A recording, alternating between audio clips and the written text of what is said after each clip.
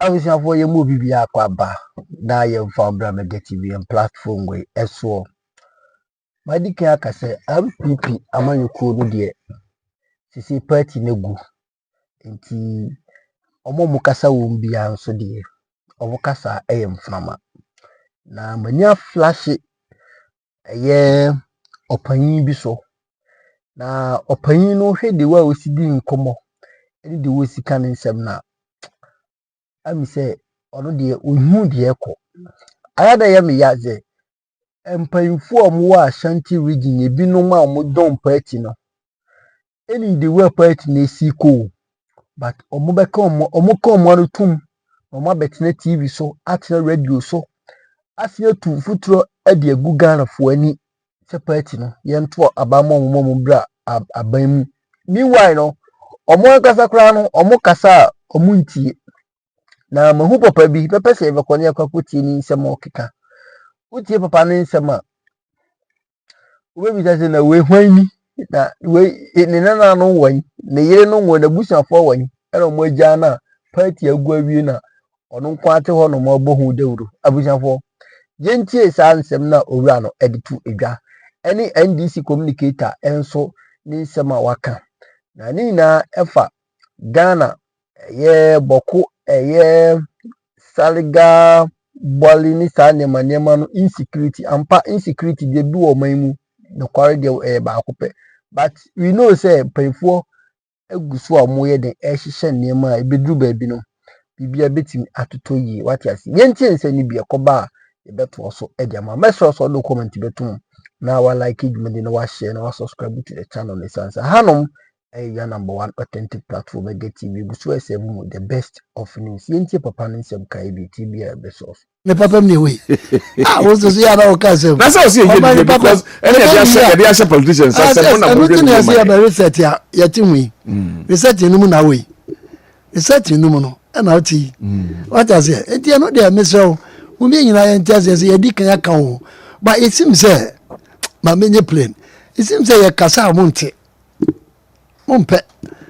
especially Ghana journalists ni bi mumpe ye de be kan mumpe sensational ye no ne hifo no and this I find say journalists ni bi e Ghana no o mumpe the truth samum yes because we say dey any prepare na dey attack galamsey na any table bia so studio bia no we table so back burner no kran ko ye de ka oh me can say me say the way I na eti e wo baby a enti sa okay what did the American say the way I need sika aban no wasem dollar buy and dollar no e koso no ewu petrol from and ewu nobody is talking about it because it is NDC and you know say say ya be ho dia say ya na bia ye nyina ewu ko na nkoda bi meba na generation no mo abese sa mo ho anje sa dia ya sesi ya dia sa mo nya frɛ mo abese sa mo dia because another say dia that's how to ba to no beto aso say ye ntimi asesa na ya fa nkoda the right direction yes na de bia me kan wasem no say ye nya se nkoda no abese sa ene ma ye no e ma nkoda asesa eno me hu very video bi a young boy bi a na ese wo cassette ya president ni adade and I'm say we frifa I just said ya kire no I don't know ye what I say so bitimi nya kwan edidi president atem obitimi nya kwan ekeka sem edifa former president ho na ehu no say ye clean ya bo mabaso nkoda ya omuti school didi free na wo mu begina bonten so pa na do ni ade ya nkofo bi fi say it was normal wo makeka bi a kire makeka ene table na tene it no what are we saying now enti de ye dua no ana ye twa ho aba no so that say enti e be say together no ye nyina no ye nkasa ne ensesa no na ye nshade nkofo na ne ma bia ne ye ko ho as at last year say nya no and ye nyina so ye nye the same thing but it seems say ye no emfa ye ho because obi na abenti ono de bra panyi ko kana sema obe me achiwunti no obi ayemu obi ankasa na ejeje mu sa na de tetetijo ye ne sa de ase na amra ye twa no anu no me kai pa setama chief justice say mi ba ye ni ade de bia me no tia na me ka say me nye lawyer ni and I won't pretend to be one me person wo mu owo field no mu no unya no ne ye chi no Who chief justice who ankasa wo boss kwata ne ye che no a lawyer for me say lawyer there wontimi nyane nyina straightforward da ayi profession ba ko a omu nyina tra classroom ba ko anso obi adwene different ani lawyer anu kwa omu nyina tra classroom ba ko obi adwene ko omu ye nwa for mu record na obi afa ne plan so what say we na ye defendant we na ye ayi fa ne say it is sanity emrakro ya so ye tro emrakro ya ne tro mu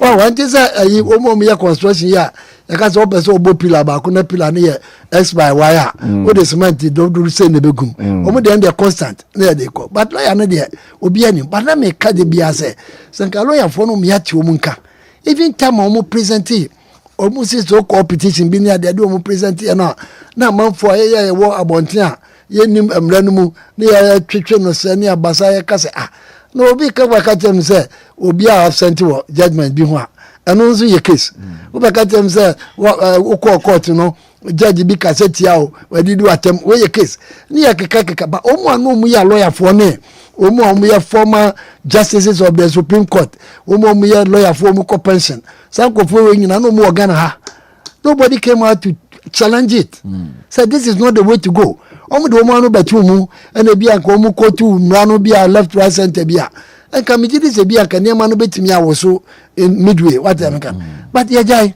ade na kwa ba na bia ayi former chief justice wotna house medicine afi na house ayoya no de me ne mfanye ede me pa ne mfanye want me amboise o wotimi bi o want me amboise out say they won wo press conference nya de want me amboise out say de bia de na abane de me susu say eno an say otifie medicine afi ade ne ba ya u yi anu kwa ede u yi anu ede abibia mo me nhwe say nsam na ba na susu a ye ntwe ne nsia no ansa na ye kese because ye bie no des ye kasa enya kese saade a I can tell you say ne kese ebe ye no ebe chewe say the abibia ye kan yes smaller parts become big leopards and big leopards kill oko afuom na akote sa abo aketo bi da wona so ye okra na de ne ba fie na wo fidi no na we obechware obehwo sa pepe na de we ya ababi nyina yo na international community obi e kan ho asem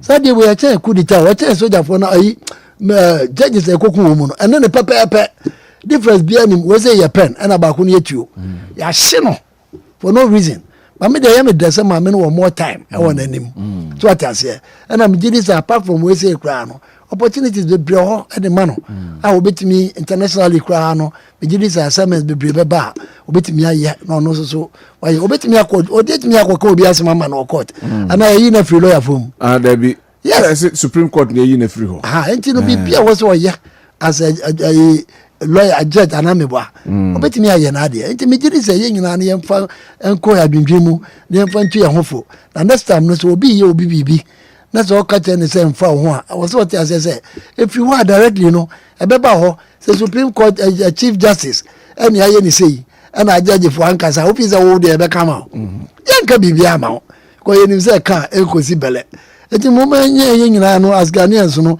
yanta say ntwe whatever form me ka pa say tamacha to say dey baye omo si o amra no de ho and this one na wo comment no well man dey but the president should have used common sense work like pa I don't feel na dey pa prat massa president no say ko dey common sense and na we confirm na no article one when any cross one when any other okay kasa abi dey na ba ya say mama so use common sense no dey omuni yakum ada na yako kanisa etinu ye bese sa de na ye no sa de okay ye chichire de ama ye ho ene ye de man chirima no enti de be paint no ye jama chirima ni ana what I say anya papa anyway but say de ye pay ho no what I say de pay no say the sensationalism no ene ye pay obi ya de na say anya papa na obi wa no ko kan ya say hey akwa no watimi antwa ye woko kan no kra no say ya say no asese na mo program bi so na make as a president didn't trash Ghana for say hey yan kan sa o ye panyi e ta say she entro de wudi e be kan so wa kan no kra na fa che na ye entro pa na di ya because of the was o be pa che o be say the man should come and tell Ghanaians say me sorry na bi akrofo na anya den o man cheche mu ye ne be kan enti wo betoto from mu sa na ko na mesumi ho na me ko ka se ma yi entra obi be ko ka se ba ka se dia chi ado but no kura ne nyame na obi aso wo se ntro e na odi ye de cheye udi ntro na nkoda ne sua ho oni sa nkoda ne sua ho se papa ne di ntro kro obi amfa no obi anka bibia amfa nche no enti no ye nyina no ye mfa ye ni nko na afi ade a enye no ye nka ho asem ti said the work refugees na admin say be ba ho ni nyina so ye be ka ni a kire wire e wo say ye jai sa ade na o ye sanitation no ho anwane no e ho nya and fa no kura ni nyame ni ye be ba ho me so na ma me ko video okay afraid people were expecting it and it happened. We will be kase kaloto anko we were predicting amanato pepe man for say ya shasi nko ade enye den amame ne be yi no if we move on I go say first one the second one is in line coming that will be the preference EC boss so beba nyame na make ndisi for na akura kan bi yenhwe afa the removal of the chief justice what next what is the implication then homa my Ghana subsequent governors, subsequent parties may take the reins of governance. What do we expect them to do? Should we continue with this do me, I do you kind of politics? Before now, too many years politicians say no. What can we do in such situations? Okay, Medasi, I think so mine. Dibia, ke odimit na wani mu ameka. Say, baby, I do a man corner. I say asem no ba said the obeka ni bia na ya box o wonya NPP awo ye NDC ya na menti ase ama se no ensem no kan bebre no ya na akoye bibia ho enye sa se woteme manso wote saboba kirepone wote adoba ewura wote isligon sa se me wona wose fa wo ho ma ye nja nsem as you see, a benya class of citizens, be as omoye politicians. No ma be first class citizens, and no pe omoye. But KOD se winima, sansem we nyina ba ye see a twin mienu ko anase a yo mienu ko asase no anansen sign no asono mienu ko ansen sign no na ebre ne ekoso nyina at the end of the day eye wa wote manson patase a ebi obi betu banche na ope court edinako na ope ami edi wa asem amawo eye wo na wasem na ye ken eye wa ebi a wonam circle ana kejeti ebetu botom na ope ba bi di wasem afa wasem na ye ken enti na sesebi kwase abuo nti na court dan esi ho no ke said the kind no me uko wachi bebrea asem no abawie and uka no bia refer say one the omota refer pa and say na so mumre bia so article 146 kodi eye ne na eba ye constitution say wo mu dada amampanimfo no yenya Chairman Rawlings yenya amapa ba president Kofo yenya president Mills yenya President Mahama sawa babida yenya Nanado Danko Akufo-Addo article 146 no na eni ho na ye den ene no ye den ya bepia Ndisa kasa den na ya twen anso na wo ho na enim se sabio ebetimi aha adwe ne yenso ya yenhwe han article na tena ho na obi atrega winim framers of your constitution no abeka say na your consultative assembly ne yi ne the committee of experts no menya sure say na omo on say na constitution no your free bibia frɛ no say eye document a grow a living organism ye koye nimu no times na ene constitution no anasa constitution ene times e grow enti menya sure say omo anticipate say this you know ebeba say with to me because me wo ayini bi wo me phone so quite a flimsy ebe me akodru ba bi ayedri unim say ya ade ba kom refer article 146 na so of amra kwan so ya te ase 2 normal refer say na say president Akufo-Addo nso yi electoral commission no bi sa ho say e bia nipa na woka no wonim ne a woka on what basis ana wotumi compare electoral commissioner a constitutional body ede compare arm of government ye ka arm of government anya afi no obi be obi government ana but ya hyehyɛ president no speaker chief justice na de fine obi nka say na ana na enye ne but wo de obi penso kra onko tie tapes ni bi the friend is saying electoral commissioner at the time okay wo de adwuma wa wo mache tapes are who do a babontin including the deputies and some ones are commissioners and they be omo yanson wo tie tapes ni bia na nti wo compare enyeye but o question are important for me implication and bakwa maka lawyer eboso and udwan hwa wo ndwen koho yetu ye kan investors ni ye kan say amanfo nkohwe Ghana ye legal systems and reporting kohwe contract law kohwe commercial law kohwe international trade na kohwe cases ahodo na be hu say die between Ghanaian companies and international companies international investors ni ade one way ye beba so said na dog kan omo peace na peace no be hwa wuyi wo legal system o man no legal system ke di wuyi free mu a enye yie enti wo man a president betimi asori obi be chro petition na bedru ba bi kra ye petition o kan ya hunhu ni tin hu ne nan na echna na obehwe committee members no na eminent members of the society. Justice of the Supreme Court. Okay, Matthias.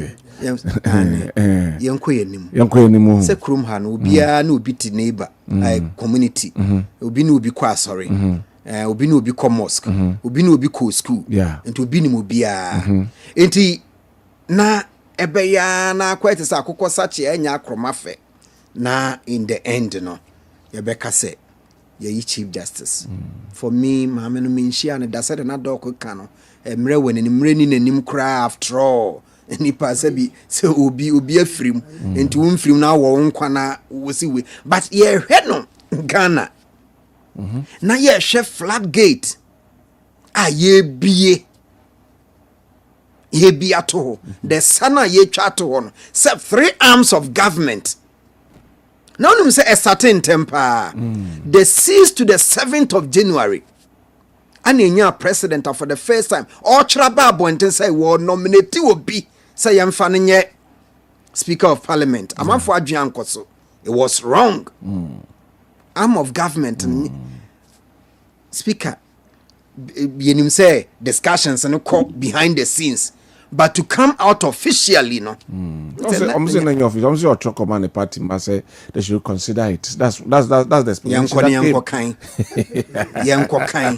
And the 3 arms of government. I think it's a lawyer. Emma, nice recommendation. Young Shakwanya.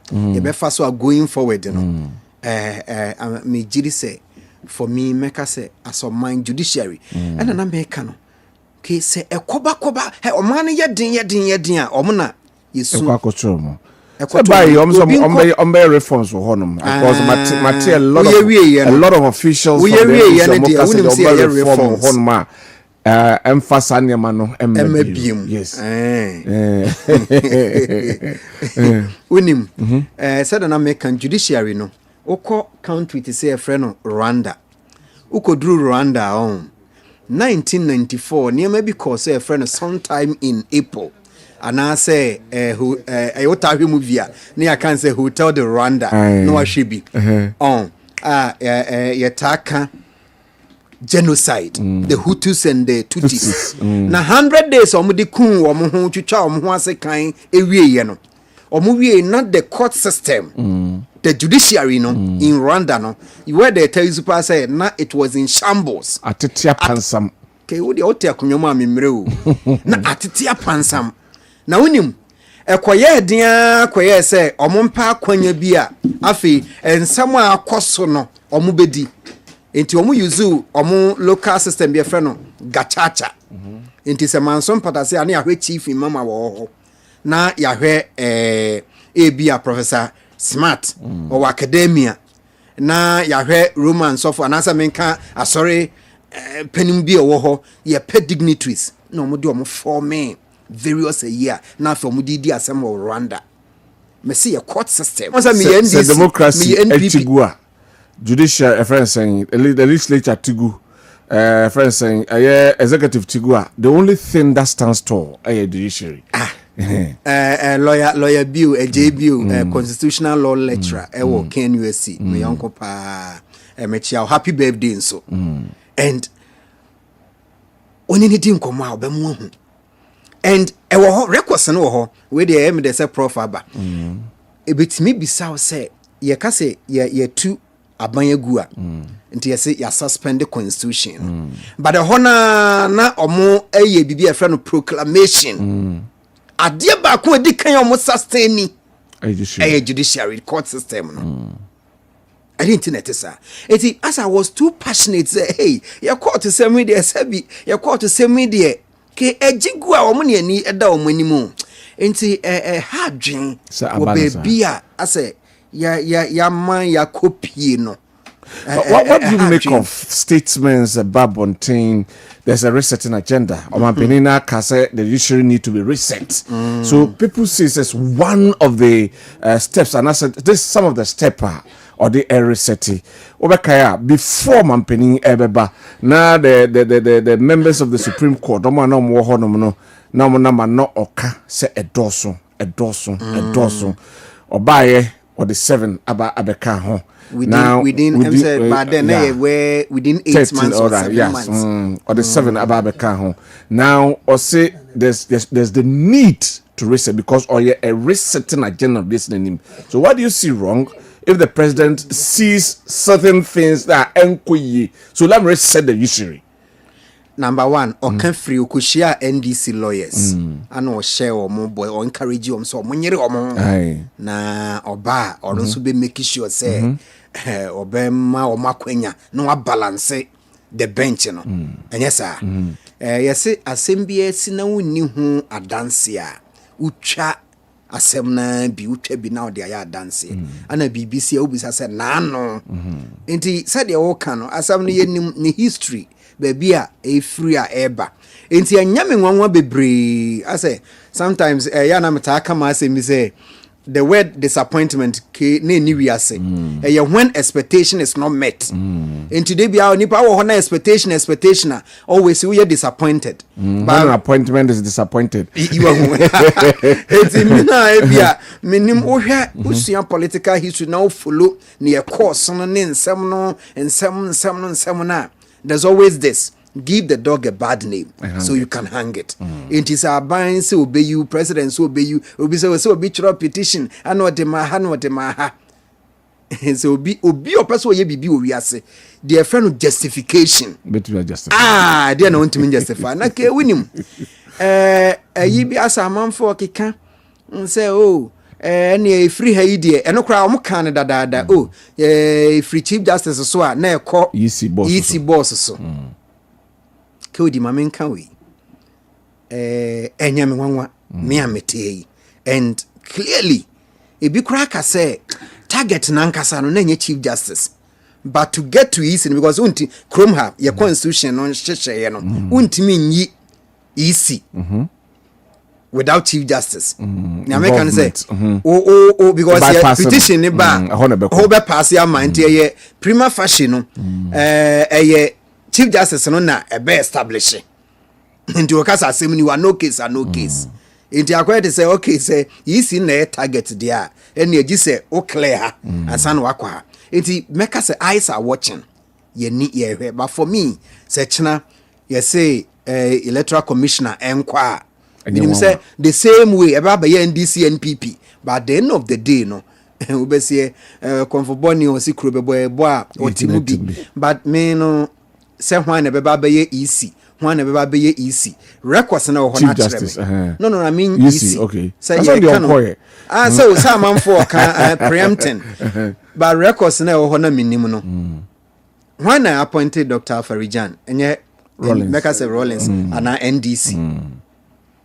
2000 about to anane 2004 yehu 2008 2012 Miss Charlotte say when appointed no mama 2016 dey see ye Miss Jane Mensa when appointed no Nanado NPP 2024 dey see ye me say the electoral system we Ghana ha no e wo Ghana ha see no say the ahyehyɛ ye niema see no opa fa wo maame wo papa begina ho some may easy boss Ghana for say wo mre na so na yempewa we dey and for me the yame isi ho anhwan ye court system na yama kwanya abedru stage we no ye hope say ye betimi bring right some closure their friend closure and say the biara but do you see NPP closure in sight? That is the question. Do you see that closure in sight? Because the sympathizers of the NPP, I'm saying yes, you are will show you where power lies. Because when I'm to me and I'm way, the old beer and baby answer be you know. I say once Ghana politics na koye dog eat dog. Records no o kipi or bar also. Enti unya kra or supporters. Me the akosu. For me, we have President Mahama between 9. Wetwamu ibosumi nsia broko afe obosumi nkrumu edie na nka wogie but meka say toda ya na ebia supporters no and they push you baby omu be pushi wako no obeye niema bi enti for me NPP beba biem se wo mabiem se hwan na beba se beye den yenso ye ba ebeye we yenso ye ba ebeye we nso bo obeye we no menya nka closure beba but ebi management and leaders no krom benya nkomba nkomo nye ba supporter pressure free baby beba no ye bibi onse niema we on obi nim chief justice obi nim no obi nhia ne da ba asem no ebetimi aye ne yama se na aban bana na aban anye bia ntia aban fofora watwam kona ahwe abakro beka so want to be ma sa aban ne bi dike ye besere ye benya nka ebesi ho aban ebedin mama prof sapon akwaba prof yeah KOD na bokode adom na imagine na ma shada bo fita da me kwama yutum me kwama yutum body mo fa kwesi cheche no na de wa shan so ache se una ulidi en say leader no tutuntum ne de anyway prof yes yeah say the yenya chief justice we are not looking at but we're looking at the implications afterwards the BC because nay only a man for bidding koma metra ho na mwense be kakra ahwa yakoto presidential primary and this for beto MPP for MPP for so today about it was at the econo. Is that the way we want our nation to go? Yeah, sabe okay mama ni kanchia me fa kwesi cheni menua bibi ena wankasa omuni adehye so agimre hwe yen ena nwumre me free me menua mu nkuma mienu aware ase na eba I see adoma Holiana Holiana okay ena me nua kuma Kofi Asante Owusu Kofi Asante Owusu crowd osan lecturer wo Kumasi Technical University but eba ne fie dia me nua kuma kra no ena nyamia yo madoma umawari no abaso oboase okay fe ena mi be kra sabria ma betan kwa menye sure say golf house ho anije na ekoso ho no mawie I don't try esimechi but it was successful enra ni nyina nti me fasa akonya yesu na mama mu aware so asese nyame na nka ho akwenti omufi ase enne no it is well metu omufu medim say nti congratulations to you Kofi and Holiana asema edap no so yediem say ya kan nti me sure say netwa mu aye nka bio abandon ye ka me de me hwe national priorities anka if not to the politician anka whether maame no obekoso aye chief justice so be free so anka nka Ghana for hia de no so te ase se mra ye mra na se mra ye adwuma court no kra mu ahe ne ko maame ne ho na maame no yi judge man be di asem but at the high court level near the day were judges are omu station circuit court one judges. But in terms of appeal courts, for maybe a shadow judges are sometimes Supreme Court's phone be crack appeals court ne adi. Inti anka yeni asemu ankasa anka it's on the surface of the case, the merit of the case near the DSM. Inti so my bekoso na my nkoso Chief Justice cried and can cap priority list. Yeah. So, and he said, in the question was Savannah, me say Becca Wasem. Yeah. Now, for the first time in our very recent history, since old history, now, but a honey anymore, Ghana for Kokoya refugees will be massing anymore. So, we have lost the security, national security fight in the last 8 months. President Mama Ba amemwe me. Meanwhile, national or my dear, and security ne key into no mampeni from commander in chief of the armed forces. Yeah. Just all the intelligence ne security the anka wudi mu ade. That for me is a priority more than the Chief removal. Justice so betina ho so on tina ho. Case bi en ho no ene say menu apeni me of Amadu Sule neba. Say menu Amadu Sule neba be Chief Justice en nani ochna. Menye sure say case bi ho no so bad na so politics inti. Or better than any say good. To go against on any professional ethics. Yeah. And in tamu waka say obedi attentrene without fear or favor then I am onsro bibia hwe ni mu fa ni asem. I am sure say Amadu Sule would stick to House, the professional ethics. Say openi ba football ni so na eto aso say dan you one dem atese on to aso atese obi fufo na eba but so no aso na eto aso kra. I am not sure say e ba no say you administer justice ye ni asem e wo mamu a sebe politics wo ni mu say kra o de no beto in fact be one ma politics kra twitwaje we nye ye who ni case so and then fa e dia asem we de be ho kakra bi na bia wo judge bia or you're politically inclined to you or better reasons with the assembly the amount. Na say fa kai elections 2022 of a core 22 of a core court. Na NPP for case pa. But even that it came 5-4.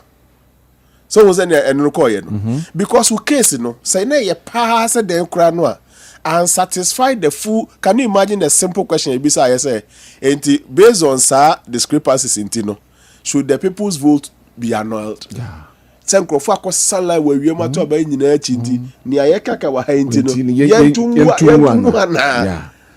So and when they say the spirit and the latter be chief atugubate adwom sa court case no they were not looking at niana yeka hey adisina kasa o na chachua kasa o no what they brought and na de asundwe bebo manim at that time. Yeah. If our case in the Tunchain, they will wait the case. The interest of the nation. Yeah. Hey, o charge a Tuguba so your politician ye. O charge that the bar so ye. O man court no they administer justice. Me nyesho say nuntino nanka say MPP aban ba. O say and na wudi asem we ti aminti no mapekwa ebisu mayu. Enti me mom de pass yes me na me tie pa na yebisa say priorities as of mine. Aka meka say security na yamana break it down should be a priority than Chief Justice Otiwa Odinasem. Right. But unfortunately political choices ye de nya kodi Chief Justice achi ebye nya di akweti achi menka say nyo but police for wa akweti ano nan to kwesi won kran so tuo microphone tutu komo wo keke so tuo mo ntima so komo wo keke festival fashion keke yen konkodi and it looks like the police intelligence was in Akwetia and making sure say Panya Kranto from Akwetia Omonte at the expense of the other parts of the country. Yeah. What country is this? Oh my ben a week before. Yeah. Police management team. You who TV so na police management in 5,500 police forces. Aside the 5,500 IGP say all ban on any management team nearby as in police management board no but to show the seriousness near you the whole police hierarchy has been carried at that same time. A festival that was well planned as a hints be umatimi security threats and say police for asunda from no it escaped all of them. Nipa 5 as a 8 ne who one crime.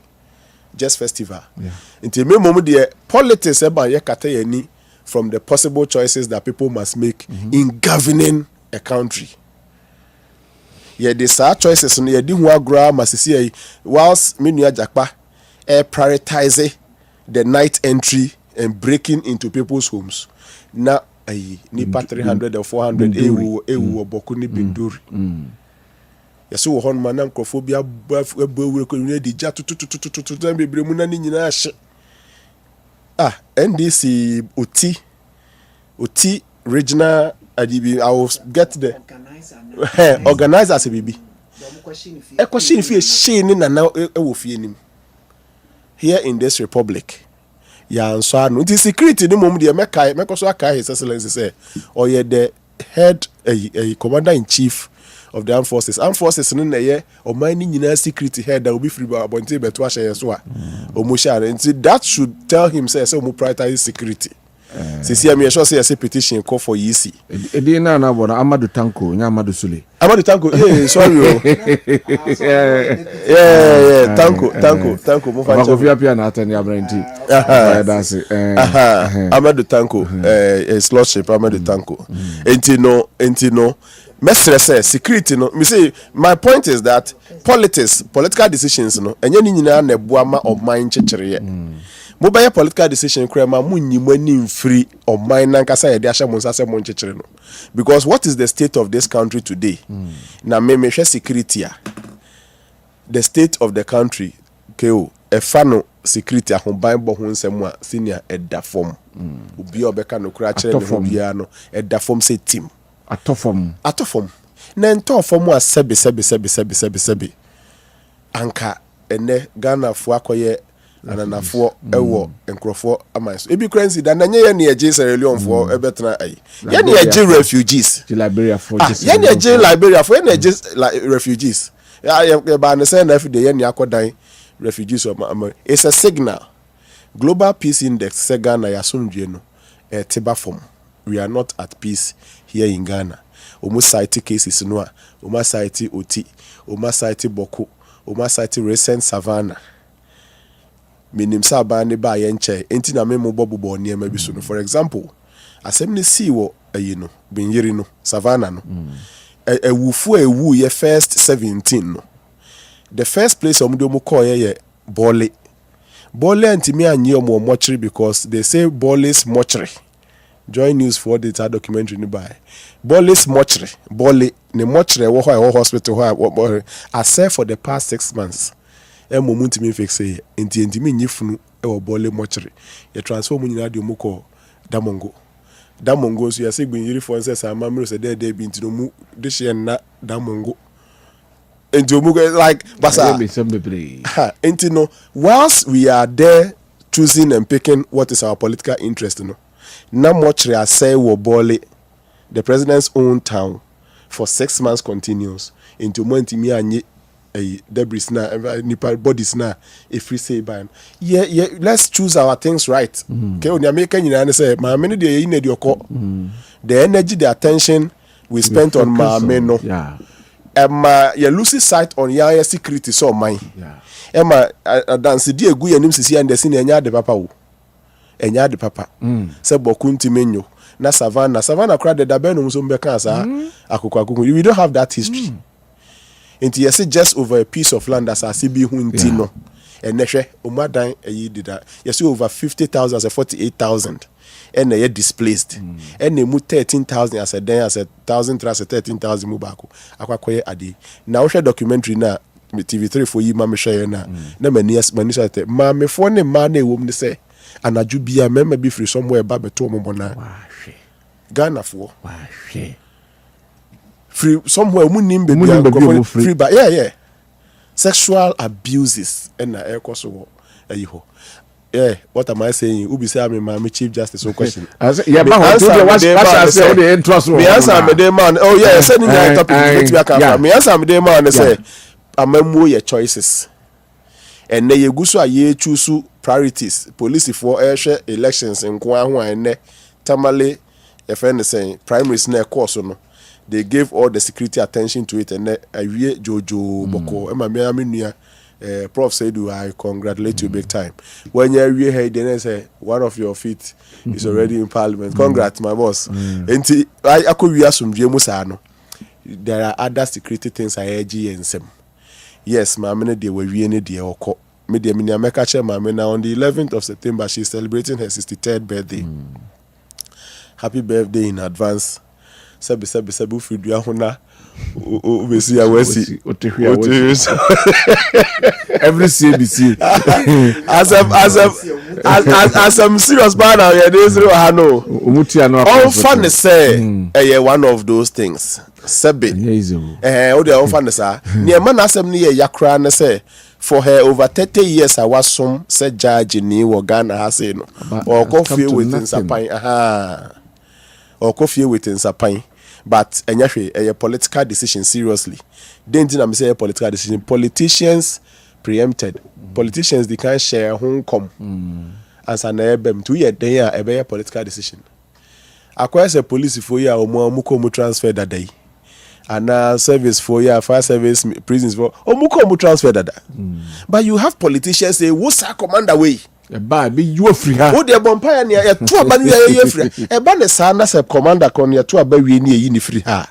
You think so be fan say any ordinary transfers now no anim say police mo bi akon transfer that no. And now koye na juma sebio politician bi. Anya ne dey. On call police training da. That is what makes it so bitter. Yeah. Politician no be politician pe.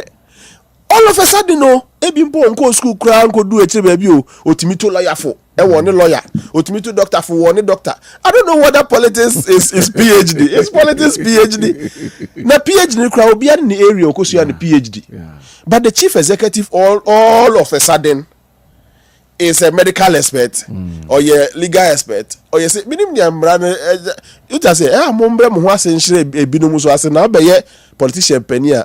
Anyway. When you instruct the police to do A being so the professional teaching nature say in such instances say me B one koye politician ni dey no kana ehwawo we got problem me bedu ya me ya transfer and so transfer be anka normal map police service and so what home come na abem ye police from enye ye entinka mami obi anka hwe and a petition because the court process anymore. I got no problem. The senior president for the time petition call ya na obianko threaten and carry no. But when you threaten now sending who petition na successful senior be ya we politics for me. But more yes I dear no my conclusion is say mama mani kwa memu na nkasa ho. Na memu number 1 o de kwan be ko baby be see hospital baby. Na sumdwe ni o mani mu na mu ye tukotena fo Burkina Sabina onye nambia. All right. Thank you very much. Yanko the displaced Ghanaians who are now refugees. Ebi wo Cote d'Ivoire, bi wo Burkina Faso. Bi so refugees from their own region to other regions. Ebi ababono. Dr. Kosiche, mama sha se fefo na yehwe ho. Me dey say asem there you friends the president should be held responsible. They akwaso nyina ono na waso musonimu. There here. Ayi atutu ne nipa wuwo ne ade nyina ono na wase esu nimu sesenti wase yehodun responsible na de na Kenya no so uchirim na wa ono na ye o mampanyin a ye de bibia hye ne nsa it is on crofo otuko a wane me frɛ no waya oh because we nwene Ghana fo ne ho a ya na mo ka se bia me ka bibi keke o president no won fa obi a ho mu nyina mbewu kro on fa ho sabum. Oh yes. Na what the wine so from the and I make on fa ono de onyan ni post wa benya wodi no. Wa benya ni president dey maybe what next? Odi ni president mo pa mu nyina mu. O wo bole na wo ade na fa no. On fa ho. On fa ho. Fa ho kontu ho na mo. What na mo ba no to wo tell me. For alcohol no mo. And why dey? Say o monte committee they should investigate whatever is going on. Fa tun say for post for no ko na here. Tama na post for 5,000 na mko yi na ntokwa nisi ho. Say post for na call. After no the post for no call. After say dey na say we. The mama is held responsible. And I believe ya me lawyer man to ya no ka was in no that could non abet. O just say. no more that could not have it. He who has not cannot give what he has not. Papa no ni prime. Enti de be ko bia no no machire. Ona musa atiso. Ogbo anu apa. Te say de wayi anoma awuza anoma no go bebre. Na wo ye kaw. Wo zo bi nyina tutu. Omuduru so anaba ko bisa say na e dey na dey etu ye. I think of when it only a tubi. Because only serious on the crop. No kwani nyame anim wo hwe sede nipa no ewuo na nipa bia ye tu kotrane ade na to the sense say omo kogu police station ho I request say munya bibi kakra kra no a mu me bibi kakra ne ni ade no satam no na president wa loadu 40 tons of cocoa or they call Palestine na wa ukro mu fo come de wo mu ama wo hwe ma me fo ye tete police station one ade wo si aduane kra nya bi ni yes Ghana for say mumma ye mwa mumma kakra ebedie police for say na moko boba amoma bo ho ban police ni na ote won kro no odwane hope ba bi afa what I say as what the 40 tons of cocoa products or they call Palestine say na dey akọ not chemi na me not amu bag say na ko ono eti nipa no priorities no omu ni bi enu akwaso penkaso akwa set no priorities nanya sempa ne enka hweta ma ayi boku de ba yi yesi ya record almost about 300 people dead. Nobody cares and for bia ho and fa ne ho 1 minute nipa be 300 ewu hwe wo mu wo ayi e friend say ekro de say nanto ayi how de say sola ne takum ni ade hwe nipa dodo a ewu wo mu na hwe other places some place come say be 9 people bi so ka na kasemo babkra na say ntokwa we yasi wo pra de wo opportunity bia ye no ne say wakosi sa him free do mo konkrai fa him fu nyina na fa mo konkrai wo do mo bank na hwe na be ya fa mo kotra peduase kama ma him fu na wo ho ni nyina wo mo nti wo mo ase no mo be say 2 days ho and wo mo kasa na de bia house yenti committee wo so ya de a wo ya ne say what say soldier atade na age salute won krai sa na age no wa say what to question na before there na dia ko gina soldier for base na age salute na ka say commander in chief no yedi wa dem na say yedi o parade grounds ko what is what tuni na dia si not ho anase onu anu krom bole kra wa kwa hwe say empanyimfo ss what me so akọ onko because those were guilty boku de won say ayaga ya first and friend no ama won say fe no pacho say me I don't know be politics nti na de mo obi anka ho asem ye beka na akofa politics ne bae ti sana be kwa ko wiewie enti me de no kra ne nyame anim o mo make sure say ade bia wo mo be ya masumdwe na ba no anu na wo se ye na make sure say peace na ba na peace ne so e ba no anya say we think na wo to nkra committee no wana tia committee na no omo mo kotra ho kra obi anyi wo mu ni enti wana beti obi asem obi anyi wo mu ni enti wan pa ne be kwa tie say ma ate committee enti no ye ko tie committee no ne aja de eka ekofo no wajanu ayi omu kasa de we ni ade we ana de ntokwana ba enti ade we ni na de ntokwana ba ade ma de na won we as president just say he doesn't seem to care no kwani nyame ni because me hwe sa so ti omu de yesi yi me hwe ayi Northern region, the ACC, any other places, and say ade ba ko a wo no ne say any pano and any pano needs Roma police and security no and the any pano pe bia no ye na me hwe yi bi say atonto krom say soldier for bi ekọ na mnantia de ties akogu kwam ya mamu ma soldier ni bebo ban na yetimi ko so ni mo first time Western region ya hold soldier ni no adana wo ba wan kanche obi ni soldier to hwe obo ase dey ni soldier to na tuosen just soldier need to me say the only country I obekti me ho say ade no only country so soldier ni no kutatu o se meji because me pre hey wo dey try ko na ya baby Togo ho ni Nigeria ho try ho baby eti no soldier for ni police for Ghana me bo mabaso o makoma no eye me bo mabaso papa because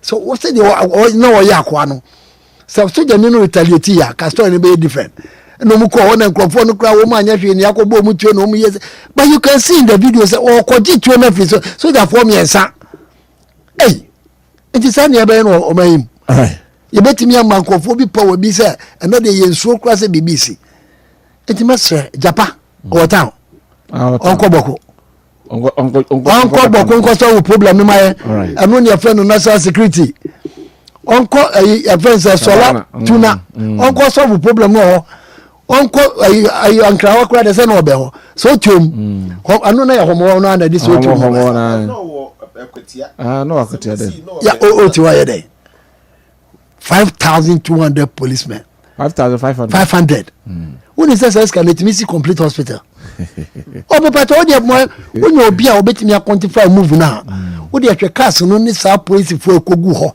police fo ekogu amo cars police fo ekogu mo ko de enkuta tio tonton kro bi enkuta bi tamo mo ni pai friend say masawudu yi police ni ba ko bi so ni muto ne kone o so ni muto no kra akogu ba bi no ni azoka ko le yo ni nam up to police ni ne kone enkuta bibia ni aso mu nyina akogu o se mo ko chere mu uniform say yes a black 5,200 5,500 wabra boko na da ho no alright obi antimi anko solve problem but that's it you know the president obeso ye bibia wontu anamo ni ehun se wotu anamo alright dia ka ni nyina no wo ye ni nyina no I say still an wo mood no say wo mu ye campaign oni mood na oye president oni ana nema na wo mu so ye ni nyina wo twa ai ama ya fancy transport minister yi ani finance minister no mo keka ho na o mu ka no kra ni nche no ana ono so mu sa hwe wo ye ya no aba beka na na ni maguase ade bia waka bia every time o ta konya so nyina ya ni guase sa beka ne but that's it eti no debe no pese ye no doc o ko ni kromo no ko mami tiewe kewdi na de se ensem no asa ene ensem a tanishe ye image wo amanone ana yedi hu nkomo on the removal of chief justice na da ho ne refugees say na ye bubobi say Ghana nke wo track record no say ba na ye ka investment no say me kan fa mu say ba obi abehwe peace o man asomdwe entinka ebia nkanya nkomo we na e wo say nka yedi no enwumre so hwe Ghana ye recorders receiving so the faso je wo hwe budumbra ye kan ye wo hwe eje krum wo hwe kliko voter region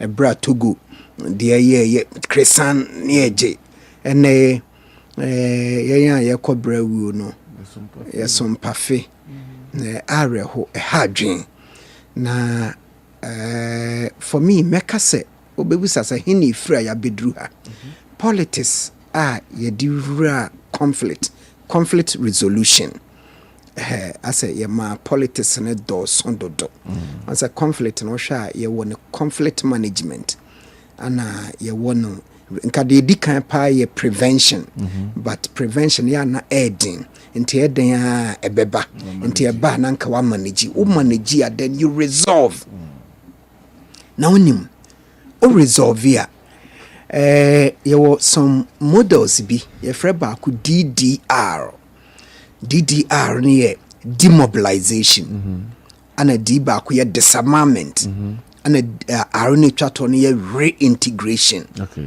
nti ka wo hwɛ ye northern part of Ghana on say na prof ebo there eden na on say this savannah area ne bi anka beka said not noted for but these things yeah koso wa ha no there is BB in conflict I find containment entokwa koso wa su yeboa ba wonim say nyankyere ne ase atwa asu yeboa ho tano so wa ha ebu akwa wa kwada so wa ha enti normally no e was strategically no wodi wani hwe surrounding ayi no no santokwa ne de e bekoso wa su enti contain no e wa su yeboa na afi no wa hwe strategies a de begu akwan mu enti asomano ye security at the top na wase ehu because e koso boko no obi man ho so a wo kɔ the next ayi okɔ hɔ a kusasi ni wo kohyia mampusi obehwe no na omo kɔ for me clicks e hɔ nso on enti ka wase etimi hwɛ saa ne ma we nyinaa ye nyina ye nim etu se nansem ho me hwe bi ba group bi omo se groups be free either Burkina sesan abanti yemfo mutuo ema wo mo disarmament akwan ben so ne yetumi afa so disarmament ne ya withdrawal retrieval of guns ye gie free timamufo nsem. For all these years, me cried from 94 and I said 90 simwa ye Konkomba and Dagomba war. A bachelor will say this part of ye Ghana no a two akudi timamufo nsem. To be say kwan bear son ye to me at this arm ye man for no in terms of control over ammunitions. Na ke ube say bisa ho the reintegration na meka ho asem no reintegration e kwan ba so na yetimi di reintegration adi djuma go be hwe oman ntokwa sia sabi obi kun obi yire obi kun obi ba obi hyi obi dan obi sai obi agapade obi rape bi na prof kan rape ni ade a ekoso attacks ekoso no how na yetumi offer the friend of clinical counseling and I said social counseling yetimi offer manfo no psychologically sa revenge attitude no what dia ye me so me ye obi no kwan be so na ke yetimi afa so this adwuma no na fe ne krakra nso ye hwa reintegration no yetimi establish body be a friend nadmo. Fine, dear Cosono, but in the savannah situation, no. KOD at the Sayana Nadmo. Ain't me uncontainer to the extent, say Ghana for quiet to Cotna for Ewo Obimanso. And decided a canon. I said, attention now. I was say a demano. Him for me, said I support the prophet. You to me farmer ye. And as of mine say, asumje do obeka say be eni kumase, eni manso, eni nkran, but say hono ya, menya sure say other part of the country no, say the yensu ye pen no, anya o man bag so a wo ba, we need dwuma bi adi, nto be na create insecurity in other part of mine no. Enti KOD yarehosem we read we follow international news portals said the report no and numbers no ensaw set me who 43,000 ne 43,000 o de yanya no prof mo na ye start yanya no plus or minus enti means e betimi abro 40,000 could go cheap. 40,200 and something. 250. Northern constituencies bear me and some because we share their share vote na be more the parliament. And the kind of 43,000 of Ghanaians acquire to Kotana. I displaced. Yeah, pay game kakra. Yeah, my mom for no who here. Okay, my mentia me offer bi. Ejawusu. All right. Or was sokoban we dey until wa di sokoban. Na manson kwanta one na chief drivers na eko no. Nti Ejawusu mechia wo. All right. Thank you very much. But I say the tafro of fasechi. Prof, na bebu nyina. Abano edi obosumi nkrum into his early days yet. In fact, first 9 months no in terms of security there me ubisamia member abano let's say I don't know what they have done, but for them they many who idea security wise the munya be 10% kura no my yard. Wow. On my scale I would have given them 0, but I don't know the efforts put in place. But effort ni bia output na da bonte ne nya papa mba ye enti na me kasa no na me ka na me nkan fangu ma be ma na say me fangu aban na ni mase ye de hye omu abasemu den hwe obeye wiase politics nyina ayi wiase makwan nyina awi ni parliamentary seats e wogana nyina na sumdwe ni o man ni mu na de beche simple things you should have known and prevented. Sabi went me and preventing for containment. Ne said the air can say two da su kita nkrofo wo among from them. Yes. Bisa won say bin yiri ho na was olano. Omunya etuo no hefa omutimi atimi they displaced the whole traditional area. Won say wo solar tuna kalba fortunately tuna ne kalba side on there. Eno no edidiba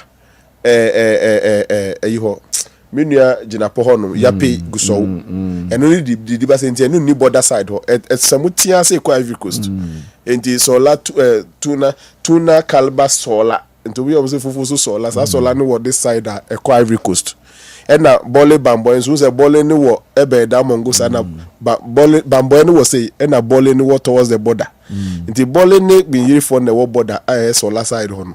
What I'm saying is that eba ne say na ebi o mantimi answer no na yete ye it started with 5 yes e 7 plus 9 ebi no kura e dwane ko 5 volta ne so ema omu akokaguma pathetic like oje hu awon ti ase eye mobo ye ya rehosam 9 months he senior security near 0 minim say omo mu tie wo no there are some people who are on social media insulting people all the time.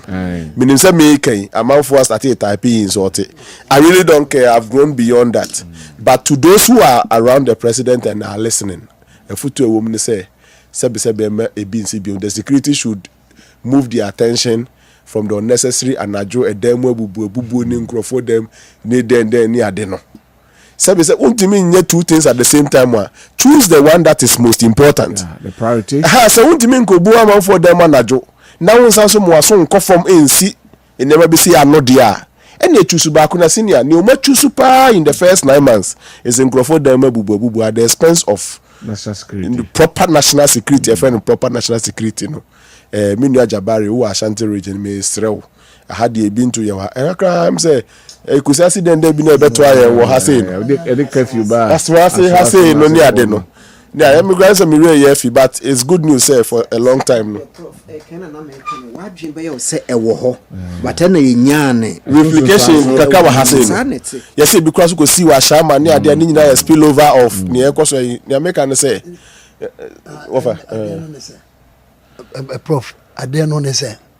Most so for so too much. NDC for most so much so mobile ranch and munyaka.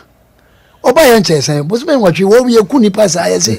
Oba yenche. Say no can was say there. Security no man. Ma wo mu sa chance no kwa so mobile yenche. But me what you as part of the catch. Ne pekumne dey offer must score almost 0 because in my view no their security intelligence ne at that form. In fact Boku for example inherited adi and so mo bad no na controlled. And to say your security that's where Juma pa it should have moved from controlled to resolution to then escalate simply put we security break it down. And the mestre security no dey offer me say 0 but I still insist to say they still are early days in government. O many na free some of the important aspects on the actual margin you made yes to say fitting na ekono sabi the degeneration should not continue. Reset no. Enye nkrofo dem bubu reset. Security being in control. No man mo be see hospital esi den yakwan aye den dollar beba for mo akoso best performance worst performance aye den na sumdwe no man mu na nipa 40,000 ye displaced. Na mu 13,000 ye refugees. Sisi ye kania esi ye nimu. Sa minua be ma na wo tina ya hyehyehye nkura hye ne grandfather aka ho no. Minim how many of the people of that community have also been displaced. Boku ye ka say we no ye refugees or Burkina ne den. I don't know how many of them are displaced. Sa disturbances na ekoso esro form so tuom aha den no. Mestre etu ntwa. Ene obi an forget sa Chief Justice Moyi na wie mo be Charlotte say enjese as you do that Jane Mensa enjese Moyi Jane Mensa no abani nyina should have that as an interest. Move forget it, the main deal na yes security. Thank you very much. Good evening. My name is Andy Oforidako. President Mahama is a hypocrite. He's doing bad things and he want us to come together as Ghanaians. Go and fight him. Hey, sir. anyway and also dear no we say Kodi, what is the state of Krofo market? NDC promised they will finish by December 2026. Our contractors on ground let us know because we need modern market again in Kumasi, which will take those heavy cars going to the northern region and some parts of Bono region. Sir Cabis, Manchester, Trafford Road, UK, and Oduwe Abrayen. Kodi, my name is Okatechie Efri Faduku. Greetings to you all. In removal of CJ is per what the lawyer also said, ex-CJ should take the president to court for judgment judgment debt. Hey, sir. Anyway, we as if from Lawrence Wacheke Ribuche was near Soren Quantal Bayinti oil field station. Say I'm not surprised by the downfall of the Ghanaian city because nothing was done by this government to shore it up. The appreciation of the city can only be sustained by increasing exportation and reducing importation. This is something Dr. Bray Champon has promised to tackle as the next president of this country. Long live Bray Champon, long live NPP, long live Ghana. All right. Teacher Kujo Otepa and Yina Susu. I say the CJ has been removed by the NDC as they promised to do during the campaign. Nobody should be surprised at all if they begin their shenanigans to remove the EC chairperson and any other person they perceive to be aligned with MPP. I foresee that the MPP will retaliate in the near future. And also, dear Enono and Enyumrei, Kodi, arguably, undeniably, okay. The highest magnitude number of Ghanaian refugees in our neighboring is undisputably unprecedented and worrisome. What is the state of Ghana? Arbitrary arrest and incarceration, selective justice, and excruciating hardship are the dark days in Ghana restored. Aban Papa indeed. Kekusi ewe Jesu Besiase ena Oduwe Abraham. Good evening, Mr. Kodi. He said the government researched this country bad because they give some media people appointment. They weren't talking anything bad thing about the government. Kojo Sumaila Kentampo North ena Oduwe Abraham. National Sanitation Day will not solve the sanitation problem in our towns and cities. The government should rather find a way to prevent littering around than to declare a National Sanitation Day. VOA Ewo Boase Ena Oduwe Abraham. Good evening, Mr. Host. No government official has made any statement about the Boko conflict, even the president himself. But if it is something to win power, he will have been there first to come out and make comments. Power drunk president Kobi Elembele Ena Oduwe Abraham. Good evening, Kodi. I don't understand this standard. The three arms of government, we always say they are equal. If it is true that they are equal, then why do we vote for both the executive and the legislature, but not the judiciary? Please answer me or ask your panelists to answer. I'm waiting for the answer. Constitution. Be honest, the choir faswa yinu. And hello, good evening to you and your good panel. I'm David from BBNE. Why are the MPP members crying over the removal of the CJ? They shouldn't forget what the MPP government did to Charlotte Osei. The MP are always hypocrite. Yes. Sadia no enna yadi Ghana na metwa na yemu ya. Yeah, the politics rubber beer. There are certain areas we shouldn't politicize at all. Yes, sir. Yeah, any political party, no. Yes, you are saying. Me, my constituency, Ghana, and that is what I vote for. I vote for the best of the Obetimi Abuama Ghana Konenim. Tia Koen MPP in this year. Metuma Bako he. Meba. Mr. Kosiche is right. Since Sami Jemfi and Agrada dollar issue, journalists are not talking because the president is cheating citizens behind the scene. They say dollar is down to the city, but goods still go high and petrol is on a high price. But we don't hear complaints. I don't know to Mudahin from Asante Achimhwidim and Oduwe by the rest of the messages in about 10 minutes. Now you Doctor, now focus on Mamintio. 8 months na yesi encheye no achewo sisi ya no amemu no omuni 8 years bio aka say 3 years 4 months. 4 months. Inti yakoswa ni emu mu hu se o mu ba yenche, o mu ba yenche. So obi be sha da ka o mu ba yenche pa. 1 year bi na fi. O de na 1 year mu an away. 1 year na prison, what take prison sentence anya 8 months. Prison 1 year bi 8 months. You say anya prison. Ana make na ya de adwuma hye won sa uti.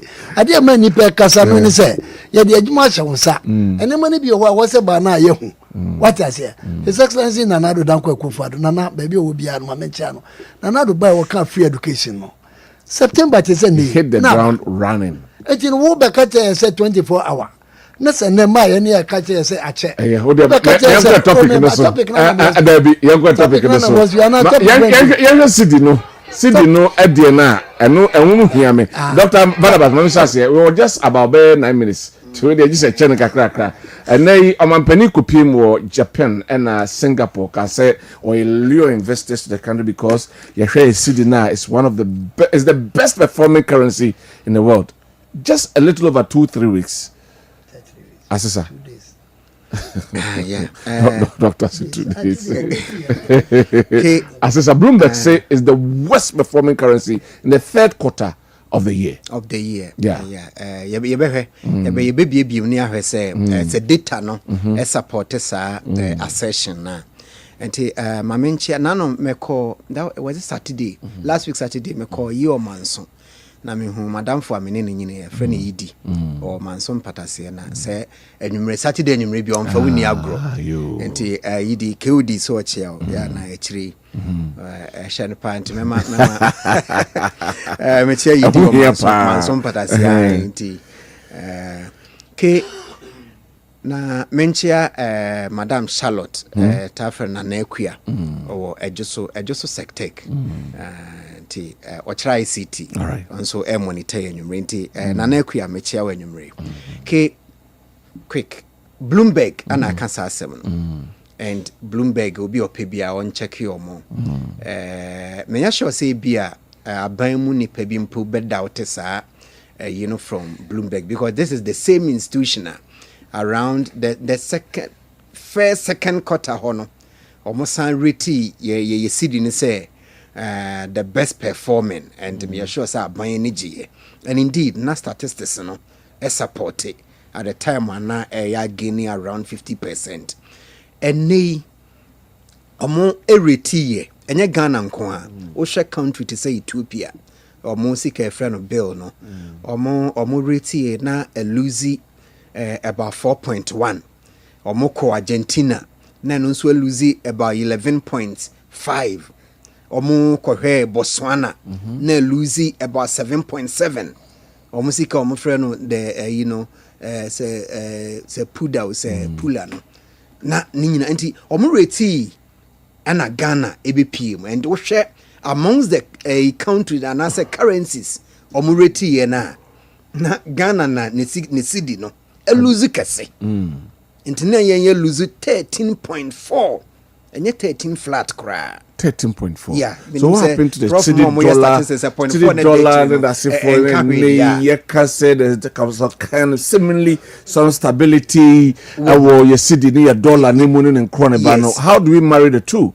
Yeah, and this is on say after 4 quarters into first quarter second this is the third quarter report and indeed omo in Bloomberg this is their issue but normally statistics we abema obe conjecture o de wadwene bebu the possible amount this trend and it could show say possibly we are getting to December into as a country your economy your friend import dependent and import driven your crane di toothpick one ye cra inti ase ye be ko December na man for stock again even companies anye di edi nko ano omo be hwe December break Christmas break into omo so be stock omo stock ade na omo be hia e dia stock omo hia dollar e dia kokra inti pressure bi e be ba dollar no so and shortage and am this argument okay at the time when na e wosoro no na manfo kwa o pesika international trade o pesika akokra wonya bi their friend of forex o pesika na dollar na wonya bi and then for a while even from last week KOD na record say kyerɛ say banks a na pesi gon say wo per bank opeska dollar wo be craft our bank so into omo commercial banks na apply to the Bank of Ghana dollar central bank no incommodate kyerɛ say just about half request on place here no and a Bank of Ghana etumi supply into shortage ankasa in terms of forex wo peska ko didwa na aba obu akura nyeska no opa ko peska tua ne na yika ne partner business partners eka ne nyina na a shortage into we na ma pressure aba ye sidi no so but me de ma no si ama prof ma bam no asem ne nyina ne say o hwe American 10 the downward spiral as ye sidi no emire mi ho se na Emma KOD na mete baby a Dr. Cheiti Emma ye kan na ye hwe say ye nyina over the years no in little economics a ye read a ye nim a ye hwe no se sidi no eso tete sa no na ase etwetwe aso kakra a question marks enti wura market kra to the extent say me na sabi ono wan ko school na otiti ni mo remu no de hwe ne ma ne nanam no owo kwoto a otimi kire wo say wo say na ye expect say the city ne so tene de enka en reflect wo market but e chaye ansana rice money ade no kakra no even at a point na nanke nsese enko from chensa but we ya no mo market economics no a kire wo say city no form na ekọ no omo nyini na omo gidi kura na omo hu ni say nya sustainable enche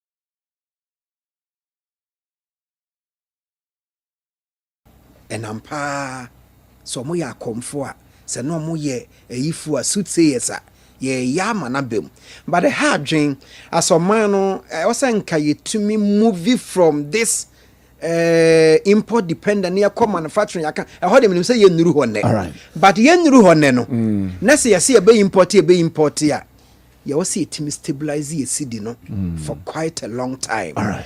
Dr. Banfo Mechia, I value you, Dr. Banfo. I'm not problem for you. Maybe statistician for now. Anyway, baby can no can. Now, meaning so be cancer. What you find say report be a Mahama send in Sakano.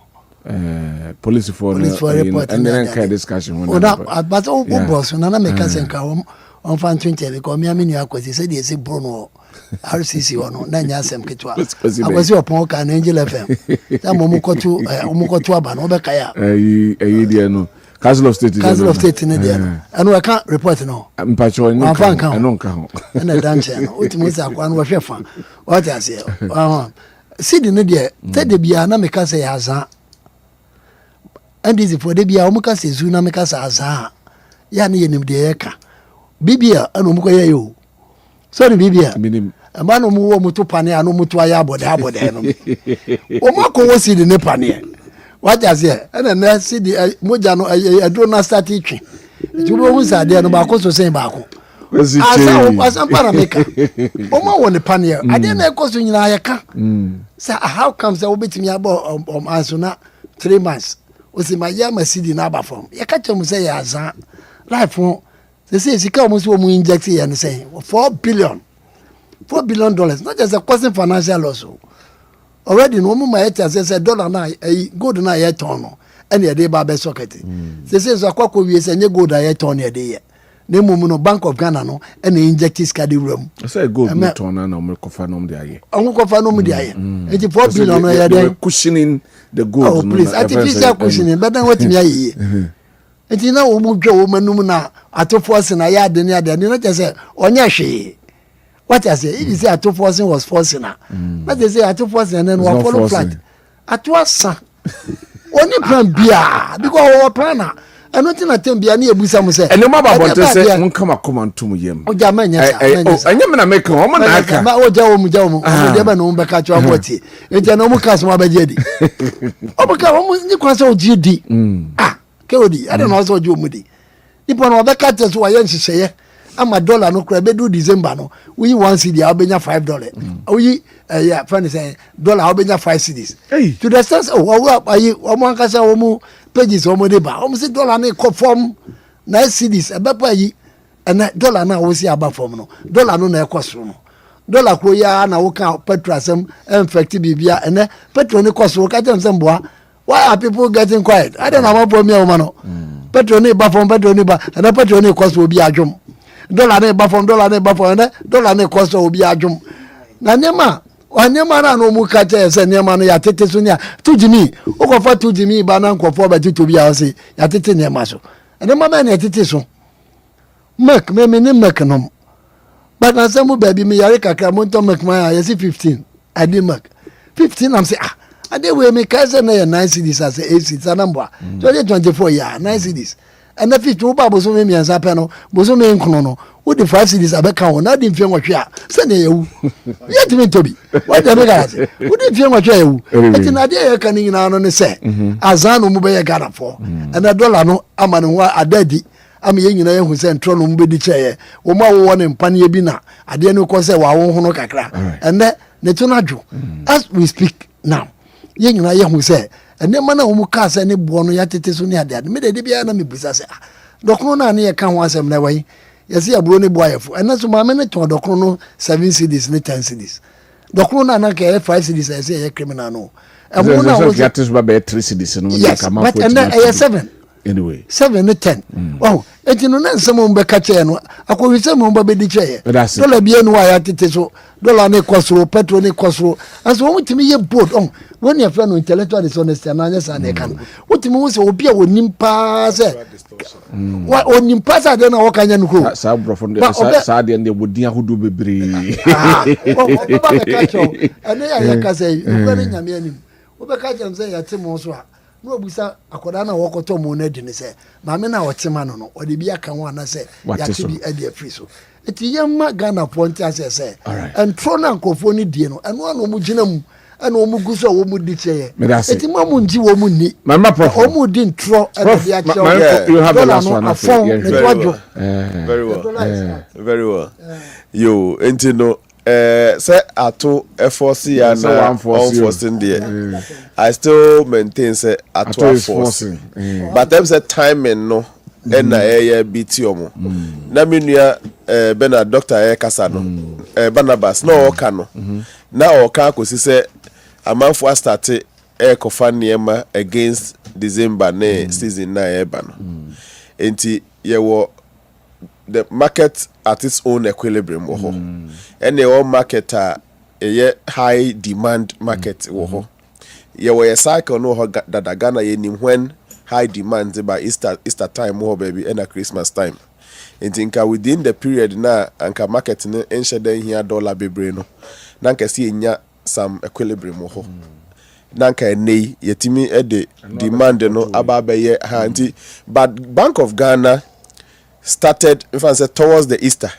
omu injecte sa intervention na cost so no e bring a dollar down now omu enkese omu jane kakra after so no February March April we jane kakra na ka we jane kakra because naturally no demand na nshade initial if this is the reason we are going to get there any na May June July no na demand no we're not supposed to be up see anka August September no say demand yes was true because a man for here 2 months to get their things in for the December there and come no more but the intervention if pie by you know ebe wie say a high level of impact IMF need the money na beka ho asem was being intervened and then na air cost the dollar to come down see the ne cost no and na ye ka say senka dollar no sa intervention no Bank of Ghana and commodity shame sa bring and can bring dollar no down and a good time to intervene. Yeah. In terms of intervention, yeah, Bank of Ghana be their timing, no. Timing no akoye wrong. All right. Aba abedu time wa intervention na pim akoye largely unsustainable. Dr. Fokesi ni break na menchama. Mejeno so. Na me misa kwese se ye nchemu ye dey. Dey. Nchemu no. No, yeah, my, yeah, koye nim. Oh yes, we discussed the nation. Entina me kabino. Yeah, my, yeah, koye nim. Ye nya yanke dollar na koso aba form. What are some of the things I bet me a dollar na aba form? Me first thing I make and say Bank of Ghana be intervention be on time. On timing who ye. Since I say over 9 billion of intervention still no ano. I feel na peak demand season be ba. IMF caution say yentimi enkoso anya intervention ye nyina so ehun say it is draining our reserves ne sa nema no then ye beye me wa sa abre mum ne ebehia intervention ni ye pa nya sa demand ne koso September October amanfo be dollar demand koso baby dollar ba ko sikra ya ye ntimi nkita and let's do our timing well. Number 2 sebe ye nimnia ye ma ye dollar koso sa se tona ye beye Ghana ha Professor Bwedi minu abako okan wo joy news say eni akwese fia enya odia no akohan o ye den bosomi beso ye ba bagie dan ka enti Ghana economy no will never be stable if we will continue to depend on amount for ene ye hia dollar unu ne asechire say ya sheda ma China for na fa nipa bebre adwuma wo mu krom because Ghana for na sala mo ba beto ye the dollar and it is improving their job. A mante ni adwuma ye wo Ghana ha sei no ye nwene no ho ye fa dollar dia command crofo adwuma ye wo krom say omuko adwuma 2 times a day omuko akora ni 24-hour economy akọ 3 times 4 times a day yet ya dia no ka 24-hour economy and practically we are giving the job to somebody somewhere there ye hwe na ye ntwa so ne enya niema ni bi wa ha me last one eye baby asika esetna Keu moja eset na hefa nipa. All right, so that is it. Enti utie nkomo a opanyini edia. Wan kasa obetimi edia dance here. Se party a omu opposition a omu petumi ni. Party a omu opposition a omu petumi eni. Sad. One thing Agu MPP party ni pa almost style of communication. In fact, the way and manner how they communicate to Ghanaians, and they do more do something so. About TV so, about radio so, and some before Monumaba, and Nemo Bekano. And I'm a party Agu. So we be beyond no more kind of call at the actual Ghana for dear. And come people for we a bayer nyatrim, not Ghana for ID. Why Ghana for him. Nanado Danko Kufado etnasu 8 years. Eka say 1 district, 1 factory. Up to now, no ka say young district, young factory biya. Nanado Eka say 1 constituency 1 million Ghana cedis. Yembisa so constituency unye biana. Nanado eka say National Cathedral na kwa na ye promise ewi achi na Ghana sika. Nanado eka enyema bebre. Agenda 111 yebesi 101 hospital. Abusafo yembisa ye ho sewia na nsia na NDC for oboba omo atache. Eti niema bebre ho no ma omo edi omo ano kan in the last 8 years omo ntimi anye but MPP need na radio so na TV so or expect say 8 months NDC for buy omo promises omo kan yin omo nye. This is a way of communication MPP edi omo betin position ache because one kasa unim wo trimu say 8 years no na don't ntimi andi the promises so. How would you expect John Mahama NNDC say within 8 months no almost promises nyina yenkasa no because then it drew for years you do no more anya you be na share bon you hold them accountable but as so say and I say as far as some ebeya time ni nduru no you should give them time when people need be on TV so tena radio so kan kire gan NDC for so nye den promises no mo kan na they should complete it. No, if you try to say that, then you are being hypocrite because Nanado spent 8 years in administration as in government. Abusafo promises be all went to. Eti na ban je na mo kan say ya. Na mo san ma mo ho aye Ghana fo ahi bebre because mo firi ha ya na ekọ. Ya wasa mo ye no manye. And obi abetre no ma se me hyew amwa ye no within a minute. What na so o de ya ma adwuma for 1 week. Adwuma no 1 week wantimi anyo. And o maka tell some asako na ye mpedi pa foforo. Obi ba ya one day na wase atwa ho abeka se sa nipa na ye na ba no mfo so na no ntimi nye no bo sa day na wie. Enti sa mamu njini ndi. Wa show. Ebi na MPP for you. 8 years. Wantimi.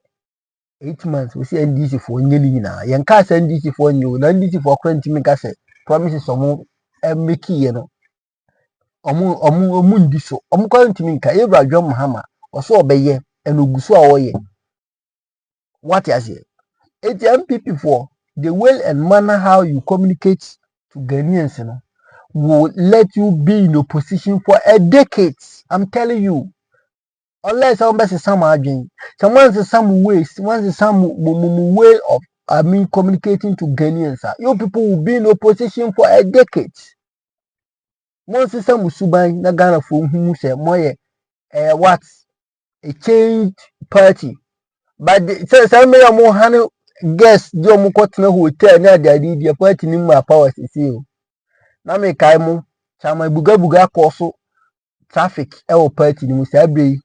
Another issue koso me na me ka kire wo ko MPP party officer chama buga no ko ya nu se sansem no kan because ka kire wo point blank say omuja na nsem obeka no party MPP nsem wom so omuja na nsem obeka no you see chairman na then now o ka say ade obi adu boni ana which means papa no bibi sherebo and do know why o see sanyenya me na fa afia nka chamazo ka kunu nka kunu kwa omwaso chamazo ka di ni se wurawura ne hwini nanim no na MPP panyi bi angina ho na waka se azoka jai so far azoka chief jai nenye police for na omotwetwe no na nkanyame nko anko buku panyi eto akotia nkasambe wawu sabi nkwase wu ike ka ho bi na ama buga nso se me party no udi nkwasa se metian awusia